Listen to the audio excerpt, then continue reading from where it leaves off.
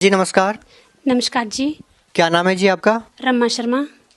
कहाँ से आए हैं जी आप? गांव सुनी, जिला शिमला, हिमाचल प्रदेश। संत रामपाल जी महाराज से नाम दीक्षा आपने कब ली? 16 जून 2018। मैं बहुत परेशान थी, बीमारी से बहुत जूझ चुकी थी।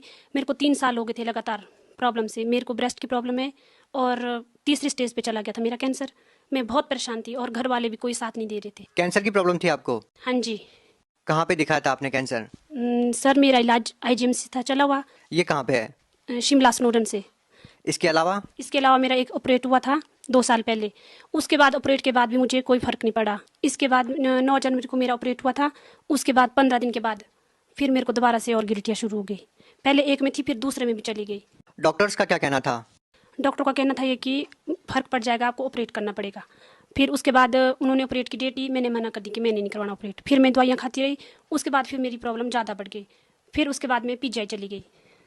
पीजीआई जाते फिर मैंने 1 हफ्ते दवाई खाई, उससे भी मेरे को कोई लाभ नहीं हुआ। फिर उसी के बाद मैं उसी के बीच में सत्संग गई थी, वहीं मैंने सत्संग सुना और फिर 2 दिन मैंने जाप किए, संत रामपाल महाराज जी के जाप किए। जोत नहीं जलाई थी मैंने, क्योंकि मैं इनके नियम नहीं कर पाऊँ, मैंने ऐसा सोचा था। फिर उसके बाद नाम लेने के बाद फिर बुआ की कॉल आई, कहते भैया आप कैसे भक्ति कर रही हो। फिर मैंने बोला मैं क्या भक्ति तो मैं कर रही हूँ, पर मेरे नियम नहीं हो पाएंगे, मेरे को शायद मुश्किल ही लग रहा है कि मैं निभा पाऊंगी। फिर उन्होंने बोला मेरे को कि आप जो जड़ाओ, दंडवत करो, उससे लाभ होगा आपको। फिर मेरा 19 को ऑपरेट होना था पीजीआई में।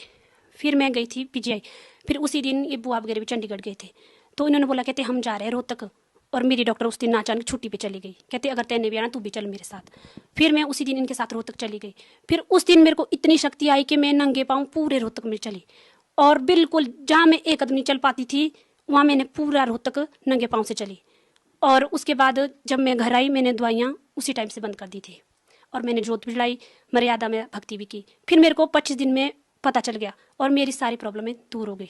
जो ऑपरेट होना था उसकी भी डेट आगे चली गई। और फिर जब मैं दोबारा गई पीजीआई, फिर वहाँ टेस्ट हुए तो सारे टेस्ट क्लियर हो गए। अब जो मेरी प्रॉब्लम थी तीसरी स्टेज पे थी, वो मेरा कैंसर खत्म हो गया।